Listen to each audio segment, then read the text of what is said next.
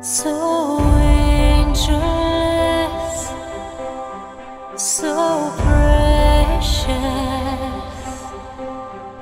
I see desire in all my life when you are guarding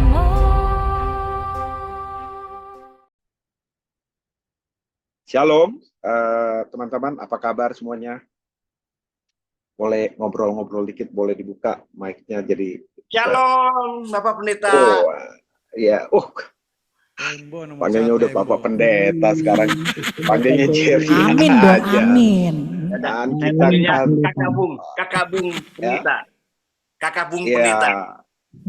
Bapen. pendeta, ya. Jadi pendeta itu hanyalah jabatan di dalam satu gereja. Jadi waktu kita keluar dari gereja itu, ya PDT-nya hilang. Jadinya tetap hamba Allah, ya kan? Kita semua ini adalah hamba Allah. Kita semua hamba Allah. Astagfirullah, betul. Nah, malam hari ini kita masuk di dalam tema pembinaan. Satu temanya adalah sukacita dalam memenangkan jiwa. Tentunya kita akan belajar lagi atau diingatkan lagi, ternyata ada sukacita di dalam pelayanan memenangkan jiwa itu. Saya sih rasa teman-teman di PDPK ini udah nggak usah diajar lagi, tapi kalau diingatkan lagi supaya kembali termotivasi lagi untuk memenangkan jiwa, saya pikir itu mesti terus ya, supaya kita terus punya fokus dan konsentrasi yang baik untuk tetap fokus dan stay di dalam pelayanan memenangkan jiwa. Judulnya adalah sukacita dalam memenangkan jiwa. Saya izin share screen ya. Share screen. Oke.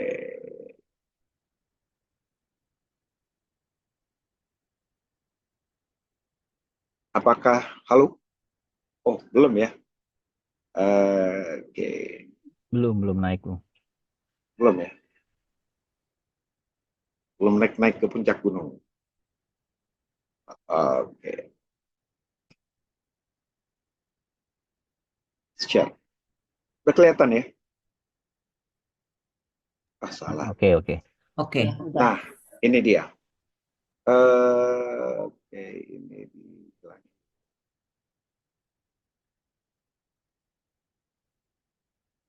Ya. Nah, temanya adalah sukacita dalam memenangkan jiwa. Saya ambil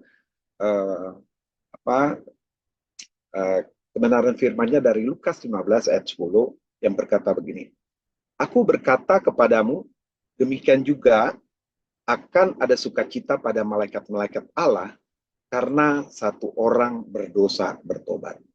Nah, ternyata pelayanan memenangkan jiwa ini bukan saja membuat kita sukacita, tetapi malaikat-malaikat di surga itu juga bersukacita. Mungkin dari kita semua banyak yang melakukan pelayanan ya, apakah itu pelayanan di gereja dalam sebagai usher atau sebagai pemusik atau singer, WL dan sebagainya. Tetapi ternyata pelayanan memenangkan jiwa itu yang bisa membuat seisi surga bertempik sorak ya. Jadi kalau seisi surga saja bisa bertempik sorak, seharusnya ya sebagai alatnya Tuhan ya, sebagai alat yang dipakai, orang yang dipakai Tuhan untuk memenangkan jiwa, sukacita itu mesti pertama-tama dirasakan juga oleh kita. Amin. Nah, sebelum kita masuk lebih lanjut, saya akan coba mengartikan apa sih itu sukacita. Nah, sukacita dalam Kamus Besar Bahasa Indonesia itu diartikan seperti perasaan senang dan bahagia yang besar. Perasaan senang dan bahagia yang besar. Dan ini biasanya disebabkan oleh faktor eksternal, faktor dari luar. Biasanya kita sukacita itu biasanya karena ada faktor-faktor dari luar. Seperti apa? Seperti kita dapat gaji, naik gaji seperti itu ya. Sudah mau akhir bulan, oh mau gajian nih, kita juga merasakan wah sedikit lagi gajian, mulai timbul sukacita seperti itu. Apalagi bagi kita yang menemukan pasangan hidup seperti itu ya. Wah ternyata ya kan setelah sekian lama akhirnya aku temukan juga ya. Apa tuh biasanya orang bilang apa namanya tulang rusuk ya kan, tulang rusuk ya. Tapi kalau orang anak-anak sekarang bilang bidadari ya, ketemu bidadari. Nah, biasa kalau ketemu bidadari senang ya. Nah, kalau perempuan bilangnya ketemu pangeran seperti itu. Jadi sukacita yang dimaksud dalam Kamus Besar Bahasa Indonesia ini atau biasa kita orang dunia rasakan adalah sukacita yang terjadi karena faktor eksternal. Tapi bagaimana dengan sukacita dengan sebagai orang-orang percaya, orang-orang yang di dalam Tuhan? Sukacita orang-orang yang di dalam Tuhan itu tidak tergantung dari faktor eksternal.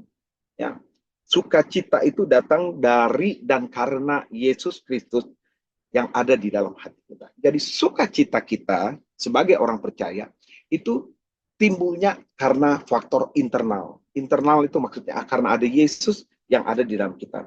Kita akan mengalami sukacita dalam Kristus itu tidak tergantung dalam kondisi atau situasi eksternal. Apakah kita saat ini dalam kesulitan, apakah kita merasakan duka cita di luar karena ada pasangan kita yang meninggal. Tapi waktu kita sebagai orang percaya ya punya sukacita itu karena ada Yesus yang di dalam hidup kita yang pasti akan menghibur kita, pasti akan memberikan kekuatan kepada kita, pasti akan mencukupkan segala kebutuhan kita, pasti yang akan punya rencana yang baik bagi kita, bukan rancangan-rancangan kecelakaan, tapi rancangan hari depan yang penuh bahagia. Nah, masuk di dalam sukacita dalam memenangkan jiwa. Bagaimana sukacita dalam memenangkan jiwa itu bisa kita alami ya di dalam hidup kita. Yang pertama, poin pertama yang saya mana dia? Oke. Yang saya sampaikan adalah sukacita terasa saat ada jiwa-jiwa datang untuk menerima itu sebagai Tuhan dan Juru Selamat. Waktu kita melayani Tuhan sebagai melayani Tuhan di dalam pelayanan memenangkan jiwa, kita akan merasa sukacita kalau ada jiwa-jiwa datang untuk menerima Yesus sebagai Tuhan dan Juru Selamat. Ya, Lukas 15 ayat 7 berkata begini, aku berkata kepadamu, ini sebelum tadi ayat ini adalah sebelum ayat Lukas 15 ayat 10 tadi. Aku berkata kepadamu, demikian juga akan ada sukacita di surga karena satu orang berdosa bertobat, lebih daripada sukacita karena 99 orang benar yang tidak memerlukan pertobatan. Dan biasanya itu diberikan image itu gembala yang meninggalkan 99 ekor dombanya, ya pergi mencari satu ekor dombanya yang hampir jatuh ke dalam jurang seperti itu. Jadi ini sukacita, kita akan merasa sukacita dalam memenangkan jiwa, dalam pelayanan memenangkan jiwa. Waktu ada jiwa-jiwa yang datang untuk menerima Yesus sebagai Tuhan dan Juru Selamat. Ya tentunya saya nggak bilang kalau pertama-tama pasti kita semua punya pengalaman ya bagaimana dakdikduknya kita ya, bukan kayaknya nggak suka cita deh kalau dalam memenangkan pelayanan memenangkan jiwa. Pertama-tama pasti kan rasa takut seperti ini ya, tetapi setelah kita melakukan apa yang menjadi kebenaran firman Tuhan, kita bisa merasakan sukacita. Kenapa sih bisa merasakan sukacita? Karena ada jiwa-jiwa yang datang kepada Tuhan.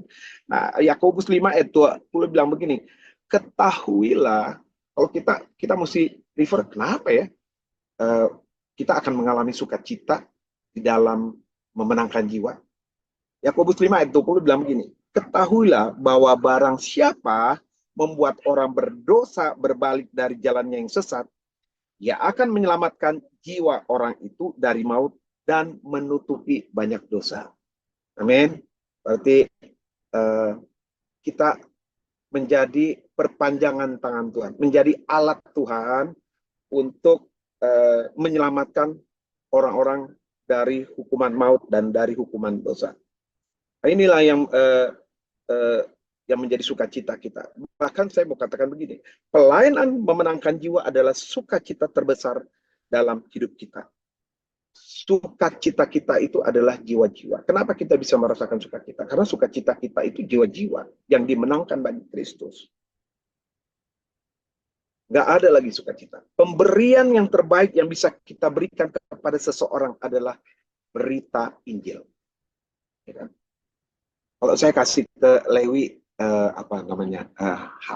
hadiah gitu ya, rumah, ya, mau rumah Lewi, kan udah punya, jadi nggak usah ya. Nah, jadi kalau saya kasih rumah, nggak akan dibawa ke surga, ya kan? Waktu meninggal ditinggalkan semuanya, seperti itu. Saya kasih uang bisa habis, seperti itu, ya kan? Atau jangan saya kasih Lewi, Lewi kasih uang ke saya, ya kan? Tapi waktu Pastor Lewi kasih saya berita Injil dan saya menerima, itu adalah pemberian yang terbaik yang pernah Lewi kasih ke saya. Nah, jadi waktu kita melakukan pelayanan memenangkan jiwa dan ada orang yang dimenangkan bagi Kristus, saya mau katakan kita sudah memberikan pemberian terbaik bagi orang itu. Ya.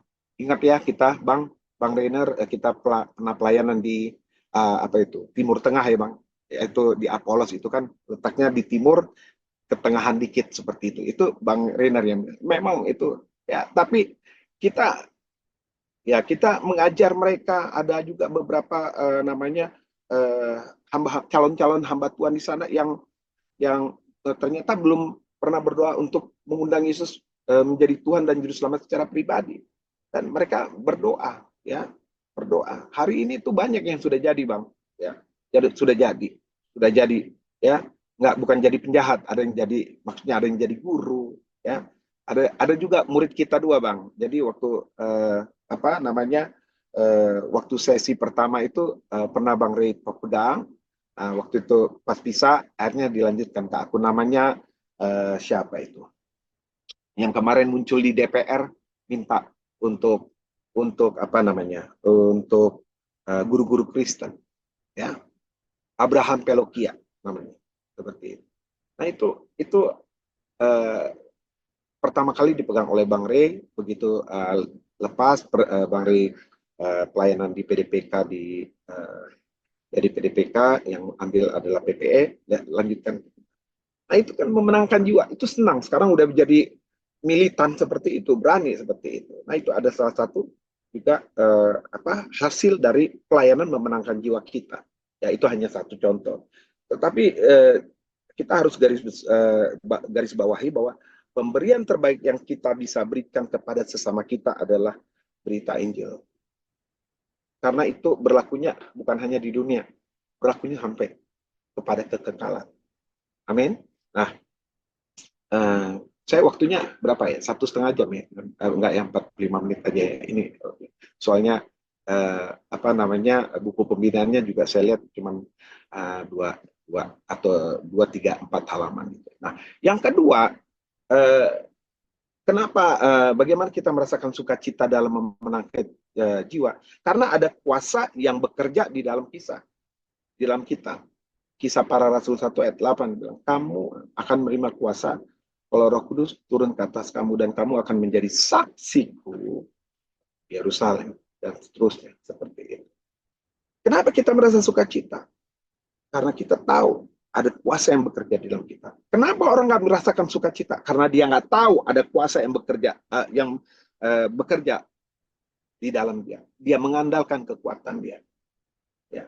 Makanya sering orang gagal seperti itu. Ya. Kita harus merasa sukacita. Oh, pelayanan memenangkan jiwa itu adalah ada kuasa. Saya nggak bilang pelayanan yang lain tidak ada kuasanya, tapi Tuhan sendiri janji bahwa orang-orang yang melayani di dalam memenangkan jiwa itu, mereka diperlengkapi kuasa Roh Kudus. Nah, yang ketiga, bagaimana sukacita dalam memenangkan jiwa itu bisa kita rasakan. Tapi sebelum masuk ke ketiga, saya mau bersaksi dulu nih di poin kedua ya. Nah, ingat waktu itu Apolos pernah ribut dan ada satu siswa saya yang ditangkap sama grup-grup sana lah ya, di grup sana itu, grup orang luar itu. Nah, saya ingat sekali setelah ditangkap, rupanya anak itu dibawa, si Jeffrey, namanya Jeffrey. Jeffrey dibawa ke pos Siskamling di daerah apa itu, Minangkabau situ. Dan saya masih dengan almarhum pendeta siapa itu, yang punya gereja besar, ya saya lupa tuh di Tangerang. Dia yang melayani. Dan saya juga dengan Urek 3 Apolos seperti itu. Urek 3 itu saya lupa namanya siapa, tapi orang Ambon. Kalau lihat mukanya sangar, saudara, ya kan? Orang Ambon. Nah, kalau orang Ambon campuran Ambon ini kayak saya begitu ya, masih ada agak bagus-bagusnya lah sedikit ya. Tapi kalau yang Ambon yang itu tuh, yang Urek 3 itu sangar itu, ya. Waktu selesai dan keluar, total saya dipanggil sama Urek 3. Hai Bapak, Pak sini dulu katanya. Ya kenapa Pak? Itu si Jeffrey ada di Siskamling, ditangkap, dibawa ke sana. Oh iya, sudah Bapak jemput aja. Aduh, jangan Pak, dia bilang begitu. Jangan saya Pak, Bapak aja katanya begitu. Loh, yang pureknya, yang bertanggung jawab kan dia gitu ya. Tapi suruh saya karena ya oke lah. Saya bilang yuk kita berdoa dulu Pak. Sebelum pergi kita berdoa, minta Tuhan yang melindungi. Nah saya mau katakan LPPI di Apolos itu adalah pelayanan memenangkan jiwa, ya, mengajar orang cara memenangkan jiwa. Itu juga pelayanan dalam memenangkan jiwa, saudara. Akhirnya kami jalan ke sana, saudara. Kami jalan ke sana, saya di belakang saya. Ini jalannya bukan bareng begini, bukan berempat, tapi berbaris. Karena si Purek ini takut, jadi dia di belakang saya, gitu. Loh, saya lihat kok saya sendiri. Oh, ternyata ada Purek itu dan ada satu anak mahasiswa mau ikut. Begitu jalan lurus belok kanan, pas belok kiri. Nah, pas belok kiri itu pos Siskamling ada di ujung, saudara. Saya lihat itu barisan kali ada 100 orang tuh. Mereka kayak barisan tuh bikin jalur begini, saudara. Jadi kiri kanan berdiri putih semua. Itu putih yang paling gak enak saya lihat waktu itu. Saya begitu lihat, ya Tuhan. Wah, kalau orang Manado bilang bukan Toto Fore lagi. Bapaknya Toto Fore itu. Mau angkat kaki. Itu padahal saya jaraknya masih kira-kira 50 meter dari mereka. Tapi mereka udah berdiri. Wah, saya jalan, saudara. Saya jalan kaki berat, tapi saya dalam nama Tuhan Yesus. Ya, bukan saya berani, saudara. Toto Fore, tapi saya dalam nama Tuhan Yesus. Tuhan tolong. Jalan, saudara. Ya, begitu masuk di tengah-tengah mereka, itu napasnya mereka itu, saudara, terasa di kuping. Jadi begitu dekatnya, gitu. Saya jalan. Saya kebetulan waktu itu pakai batik, saudara ya. Memang kalau kita kan memang mesti pelayanan mesti rapi ya. Di LPP pakai batik. Pakai batik itu jalan. Saya mau katakan begini, nggak ada satupun orang yang 100 atau berapa puluh orang itu yang menyentuh saya. Apa karena saya hebat? Enggak. Apa karena muka saya sangar? Enggak juga. Lebih sangar itu si Purek itu. Enggak. Tapi saya yakin itu karena ada Roh Kudus yang melindungi. Mau nggak ngalamin yang kayak begitu? Oh jangan saya, pasti bilang begitu semuanya, ya kan? Tapi nggak apa-apa. Nah saya mau katakan bahwa ada kuasa Allah yang bekerja di dalam kita waktu kita melakukan pelayanan memenangkan jiwa. Sukacita pasti itu. Dan sukacita itu saya nggak bisa bilang waktu itu saya sukacita, enggak. Tetapi setelah itu baru saya rasakan, wow, dahsyat Tuhan ya. Ada satu anak, saya bilang tadi ada mahasiswa yang ikut-ikutan, ya. Dia nggak ikut berdoa, saudara. Main ikut aja, saya ikut. Oh dia dipukul punggungnya. Ini juga. Nah, saya balik itu. Nggak ada yang berani, saudara. Ya kan? Jangan. Dan saya masuk ke dalam pos Kamling itu, saya lihat itu ada FPI, FBR, pokoknya FF semua lah yang kayak gitu ya. Semua sama ketua RW sama itu. Saya cuma bilang gini, saya akan selesaikan. Nggak tahu punya keberanian seperti itu, saudara. Ya itu saya yakin kuasa Roh Kudus. saya akan selesaikan. Jangan diapa-apain anak saya. Baik Pak, baik Pak. Dengerin. Saya bilang, nanti baru kita bicara. Saya masih ada pelayanan. Dan itu kami kembali. Nah, saya mau katakan, jangan pernah takut dalam memenangkan jiwa, melakukan pelayanan memenangkan jiwa. Ada kuasa Tuhan. Dan orang menerima Yesus sebagai Tuhan dan Juru Selamat. Sebenarnya bukan karena kita. Karena Tuhan. Yang ada di dalam kita. Memakai diri kita. Dan itu menjadi satu sukacita bagi kita. Menjadi alatnya Tuhan yang berguna dan efektif. Ya. Yang ketiga, saya mau katakan begini. Sukacita dalam memenangkan jiwa harus dilakukan seperti untuk Tuhan dan bukan untuk manusia. Banyak orang ya nggak suka tidak merasakan sukacita dalam memenangkan jiwa. Karena kenapa? Fokusnya itu hanya karena apa ya?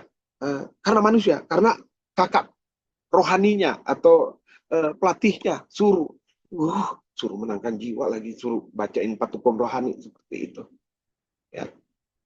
Karena dia fokusnya masih kepada tugas kepada manusia. Tapi harus kita lakukan seperti untuk Tuhan. Harus, karena ini kita tahu bahwa ini adalah perintah Tuhan. Ya, ini bukan sekedar perintah, tapi panggilan yang mendalam dan penuh arti daripada Tuhan untuk saya dan saudara. Seperti itu. Ya. Kolose 3 ayat 23 kan bilang, apapun yang kamu perbuatlah dengan segenap hatimu, seperti untuk Tuhan dan bukan untuk manusia. Seperti untuk Tuhan dan bukan untuk organisasi. Seperti untuk Tuhan dan bukan untuk memuliakan kita. Seperti untuk Tuhan. Semuanya untuk Tuhan dan semuanya untuk Tuhan. Ya. Waktu fokus kita melayani pelayanan memenangkan jiwa atau pemberitaan Injil, ya, maka sukacita kita akan kita rasakan. Karena yang kita layani dan kita lakukan pelayanan ini adalah untuk Tuhan, bukan untuk manusia. Amin. Dan ini kita kalau lihat tadi poin kedua, ini adalah perintah. Ini adalah apa namanya kuasa yang bekerja di dalam kita, bukan kuasanya kita, tapi kuasanya Tuhan yang bekerja di dalam kita. Lakukanlah semua seperti untuk Tuhan, sehingga kita nggak akan ada alasan untuk bersungut-sungut, ya. Aduh, tanyain lagi. Tapi ingat, kita harus lakukan seperti untuk Tuhan dan bukan untuk manusia. Karena itu adalah pemberian yang terbaik. Ya, pelayanan memenangkan itu adalah pemberian yang terbaik yang bisa kita berikan kepada sesama kita, yaitu berita Injil. 1 Korintus 15 ayat 15-7 bilang begini. Tetapi syukur kepada Allah yang telah memberikan kepada kita kemenangan oleh Yesus Kristus Tuhan kita. Ayat 58-nya bilang, karena itu saudara-saudaraku yang kekasih, berdirilah teguh, jangan goyah, dan giatlah selalu dalam pekerjaan Tuhan. Sebab kamu tahu bahwa dalam persekutuan dengan Tuhan, jerih payamu tidak pernah sia-sia. Ya kan? Nggak pernah sia-sia. Tuhan tahu memperhitungkan ya semua pekerjaan-pekerjaan yang kita lakukan untuk Tuhan. Ya. Kalau kita melakukannya seperti untuk manusia, pasti banyak kekecewaan. Tapi kalau kita lakukan pelayanan ini untuk Tuhan, seperti untuk Tuhan, ya, maka pasti ada sukacita ya, yang kita rasakan, yang akan memberikan kesukaan besar bagi saya dan saudara di dalam melaksanakan kebenaran firman Tuhan. Yang keempat, ya, masih ada 2 poin lagi. Ya. Sukacita di dalam memenangkan jiwa. Orang yang melakukan pelayanan memenangkan jiwa, itu adalah orang yang bersukacita. Kenapa? Karena dia orang yang bijaksana. Ya. Dia orang yang bijaksana. Ada satu kebenaran firman Tuhan bilang, orang yang bijaksana adalah orang yang mendengar dan melakukan firman Tuhan. Ya, seperti orang yang mendirikan rumah di atas batu karang, ya, waktu badai melanda, rumah itu tetap berdiri. Itu orang yang bijaksana. Tetapi saya waktu baca-baca buku panduan itu, ya, saya lihat ada ayat yang di Daniel 12 ayat 3, dia bilang begini. Daniel 12 ayat 3 bilang begini. Dan orang-orang bijaksana akan bercahaya seperti cahaya cakrawala. Dan yang telah menuntun banyak orang kepada kebenaran seperti bintang-bintang tetap untuk selamanya. Nah, ternyata orang yang melakukan pelayanan memenangkan jiwa itu disebut adalah orang-orang yang bijaksana. Dan cahayanya akan tetap untuk selama-lamanya. Ada lagi tuh di Yehezkiel 13 ayat 17 sampai 21. Ya. Orang bijaksana, tapi sebelum saya masuk saya mau katakan nih, orang bijaksana itu seperti apa sih? Orang bijaksana adalah orang yang bisa atau mampu memahami situasi dengan baik. Mereka tidak hanya melihat permukaan, tetapi juga memahami konteks dan implikasi dari setiap keputusan yang diambil. Itu biasanya orang yang bijaksana dikatakan seperti itu. Ya. Saya Google sedikit, jadi orang bijaksana seperti apa sih? Dikatakan seperti itu. Orang bijaksana adalah orang yang mampu memahami situasi dengan baik. Mereka tidak hanya melihat permukaan, tetapi juga memahami konteks dan implikasi dari setiap keputusan yang diambil. Jadi orang bijaksana adalah orang yang bijak atau orang yang baik mengambil di dalam mengambil keputusan. Nah, implikasinya ada di Yehezkiel 3 ayat 17 sampai 21. Izinkan aku membacanya ya, teman-teman ya. Yehezkiel 3 ayat 17 sampai 21. Hai anak manusia, aku telah menetapkan engkau menjadi penjaga kaum Israel. Bila mana engkau mendengarkan sesuatu firman daripadaku, peringatkanlah mereka atas namaku. Kalau aku berfirman kepada orang jahat, engkau pasti dihukum mati, dan engkau tidak memperingatkan dia, atau tidak berkata apa-apa untuk memperingatkan orang jahat itu dari hidupnya yang jahat, supaya ia tetap hidup, orang jahat itu akan mati dalam kesalahannya. Nah ini dia nih. Tetapi aku akan menuntut pertanggung jawab atas nyawanya daripadamu. Saudara mau nggak tetap setia di dalam pelayanan memenangkan jiwa? Ya kan? Karena kalau nggak tuh tanggung jawab, kita diminta pertanggung jawabannya atas nyawa orang yang tidak kita beritakan atau berikan berita Injil itu. Lanjut ya, ayat 19. Tetapi jikalau engkau memperingatkan orang jahat itu dan ia tidak berbalik dari kejahatannya dan dari hidupnya yang jahat, ia akan mati dalam kesalahannya.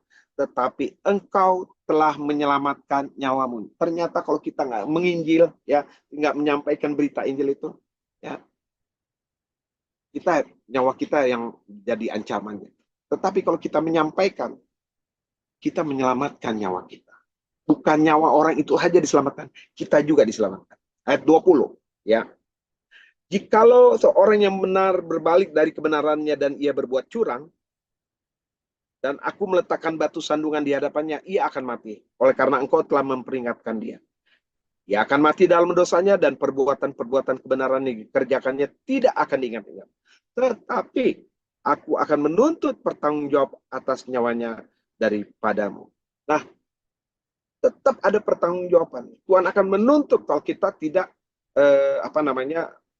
memberitakan kebenaran firman Tuhan, ya, untuk memenangkan jiwa orang itu, membuat dia berbalik dari jalan yang jahat, ya, untuk dia berbalik, untuk bertobat, menerima Yesus sebagai Tuhan dan Juru Selamat.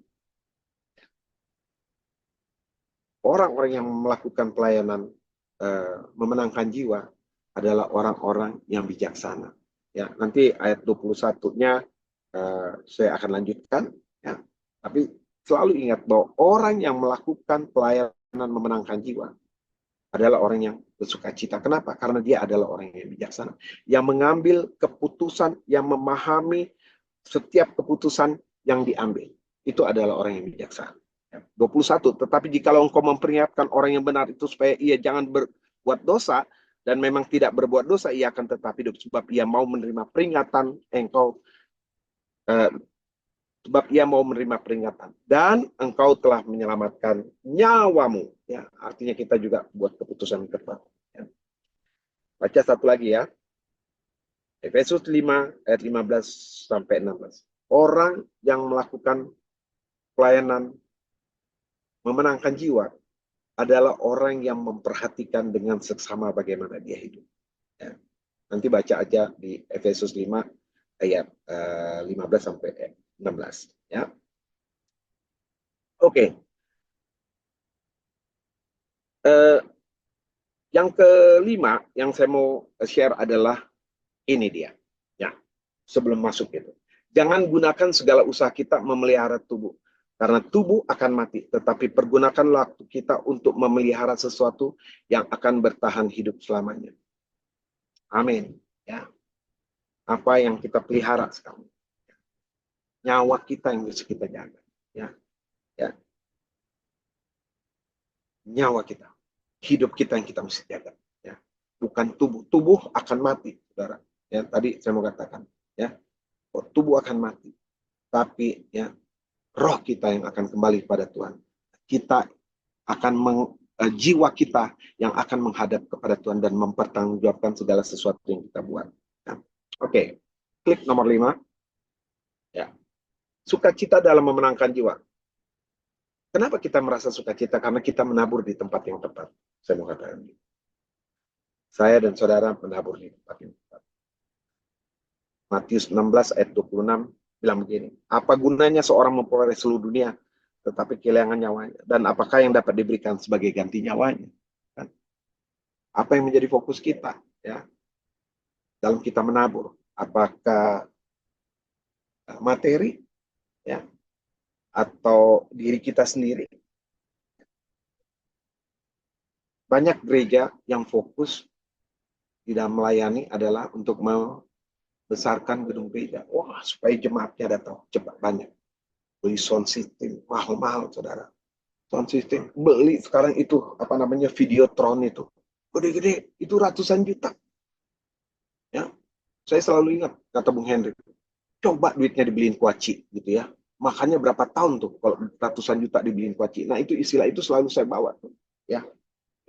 Tetapi saya mau katakan begini, ya. Kalau kita melayani pelayanan memenangkan jiwa dan kita menabur, ya, tentu kita menabur dana, daya, dan doa. Nah, biasanya kalau udah dana, ngomongin dana ini agak-agak seret nih, ya, seperti itu. Tapi saya mau katakan, kalau kita menabur di dalam pelayanan memenangkan jiwa, itu kita menabur di tempat yang tepat. Katakan amin. Amin. Tuhan aja, ya kan, berikan anaknya yang tunggal, yang paling berharga. Ya, siapa yang mau berikan anak untuk korban, untuk kurban? Tidak mau. Hanya Tuhan yang memberikan, ya, untuk menyelamatkan kita. Nah, saya punya pengalaman begini, saudara. Yang kenapa saya bilang nomor 5 nih, kita menabur di tempat yang tepat begini. Ada satu kali ada sorry. Sebentar ya. Sebentar. Ada lagu ya. Sebentar ya. Oke, itu lagu ini ya. Nah, oke. Kenapa saya bilang kita menabur di tempat yang tepat? Begini. Satu kali ada seorang teman sepelayanan kita semua di LPPI. Dia mau melayani ke Manado, saudara. Dia bilang, oh enggak, saya dipercayakan untuk melayani di Manado. Waktu itu kalau nggak salah, dulu ada anak PDPK namanya Konstan, yang botak gitu ya, saudara. Dia mau melayani, Kak, datang ke sini, Kak. Nah, saya nggak bisa dan saya utus satu orang teman kita, saya utus Michelle, yang saya sebut aja Michelle gantiin Kak Jerry lah, Kak. Dia mau jalan. Dan waktu dia mau jalan, ketemu Kak Jerry dulu deh, ya, kita makan di Sentul, ada almarhum istriku. Waktu itu saya terus terang baru dapat duit dari kantor, 10 juta, saudara. Aduh, puji Tuhan banget, ya kan, lagi kanker kantong keringnya dapat 10 juta. Wah, saya taruh di dalam tas di bagasi mobil. Makanlah kami, saudara. Saya, Diana, almarhum, Anton, dan Michelle. Makan, saya di sini, aduh, ini kayaknya aku mesti kasih sesuatu. Saya udah siap makan, mereka masih ngobrol, saya bilang, sebentar ya, saya ke mobil, saudara. Saya buka bagasi. Masukin tangan saya ke tas. Berasa nih 10 juta nih. kasih 1 juta aja kali ya. Wah, 1 juta kayaknya di sini nggak enak. Tambahin 500 deh. Kayak 500. Masih nggak enak, saudara. Aduh, gimana sih? Susah juga nih hitungnya. Tambahin 500 lagi deh, 2 juta. Mau tambahin 2.500.000 kan jadi agak susah, saudara kan. Berantakan lagi duitnya. Balik lagi gitu. Tadi udah digini. Udah deh. Masukin aja. Ya kan? Di kantong nanti aja dekat dulu sambil duduk. Ini saya masukin. Dan saya datang. Duduk. Ngobrol. Ya udah, Cial. Ini ya. Untuk ini. Wah, tahu saudara. Saya kasih. Ini saya bukannya mau cerita. Hebat lu Kak Jerry. Enggak. Ini Tuhan ngajarin saya. Bahwa, kamu jangan pernah takut ya kalau nabur ya. Untuk pelayanan memenangkan jiwa. Tak tarik begitu tuh. Semuanya. Amplop-amplopnya wah, dan saya kasih 10 juta saya kasih ini. Tapi dia uangnya masih di dalam amplop, nggak kelihatan. Pegang sel. Oh iya. Baru di sini rasa senang, tenang ya udah. Jalan pulang saudara. Nggak lama Michelle telepon. Kak, terima kasih ya Kak. Sobat. Banyak sekali nih Kak. Aduh. Enggak apa-apa ya. Ya, memang Tuhan udah suruh kasih, aku bilang begitu. Memang rasanya udah rasa sukacita di sini. Ya, tapi ini saya mau katakan bahwa saya diajar Tuhan bahwa biar kamu itu menabur di tempat yang tepat. Dalam hati gimana rasanya? Begini juga saudara, ya kan baru kan tempat kering, 10 juta taruh begitu, ini gue benar atau salah sih? Benar atau salah sih? Begitu saudara. Begini benar. Udah, kata Diana. Kalau kamu kasih jangan dipikirin lagi. Iya, tapi aku apa benar apa enggak ya namanya? Udah nggak usah dipikirin. Besok paginya saudara, saya datang ke kantor. Duduk. Dokter teman saya ketok. Bro, nih, dapat 10 juta. Lagi saudara. Iya, saya terperangah. Oh ya, thank you. Tutup pintu. Mungkin kalau orang dunia bilang, berarti duit lu mestinya 20 juta. Tetapi saya diberi hikmat. Tuhan nggak pernah ngutang sama lo, Jer. Tapi lo benar nabur di tempat yang tepat. Tuhan tahu kebutuhanmu. Ayo kita nabur di tempat yang tepat. Ya. Yaitu di dalam pelayanan pengabaran Injil atau memenangkan. Ini 5 poin yang bisa aku share. Bagaimana kita bisa merasakan sukacita di dalam memenangkan jiwa. Nah, bagaimana agar kita tetap sukacita di dalam memenangkan jiwa? Cuma satu, miliki hubungan yang erat dengan Tuhan. Yohanes 19 ayat 11, tinggallah semuanya itu kukatakan kepadamu supaya sukacitaku ada di dalam kamu dan sukacitamu menjadi penuh. Ya, kalau kita baca di ayat 1, 2, 3 ya dan 4, Tuhan bilang tinggal di dalam aku, ya. Karena kalau kamu tidak tinggal, kalau kamu di luar aku, kamu nggak bisa berbuah. Tetapi kalau engkau tinggal di dalam aku, ya, maka engkau akan berbuah. Jadi agar kita tetap bisa menjaga sukacita itu di dalam memenangkan jiwa ada terus di dalam hidup kita. Kita harus tetap memiliki hubungan yang erat dengan Tuhan. Sehingga kuasa Tuhan terus bekerja di dalam kehidupan kita. Puji nama Tuhan, saya tutup dengan satu quotes ini. Ingatlah bahwa memenangkan jiwa adalah tugas bersama sebagai umat Kristus. Mari berdoa, berbicara dengan kasih, dan memperkenalkan orang lain kepada Yesus. Semoga kita semua dapat menjadi alat yang digunakan Tuhan untuk memenangkan jiwa-jiwa bagi kerajaannya. Tuhan Yesus memberkati kita semua. Amin. Kita berdoa. Bapa di dalam surga, hamba sudah selesai untuk sharing secara sederhana kebenaran firman-Mu Tuhan.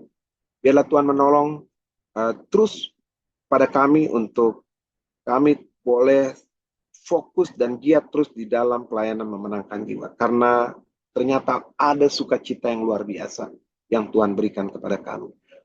Dan untuk itu kami harus tetap menjaga erat hubungan kami bersama Tuhan. Terima kasih Tuhan, Kau memberkati PDPK Tuhan, memberkati semua kami yang hadir, memberkati segala kebutuhan, keperluan daripada pelayanan di PDPK Tuhan, sehingga melalui pelayanan di PDPK, nama Tuhan dipuji dimuliakan, dan banyak jiwa yang dimenangkan bagi Engkau Tuhan. Terpuji-pujilah namamu Tuhan, segala pujian, hormat, kemuliaan kami kembalikan kepadamu di dalam nama Tuhan Yesus, nama yang berkuasa, nama di atas segala nama kami berdoa dan mengucap syukur. Haleluya. Amin. La,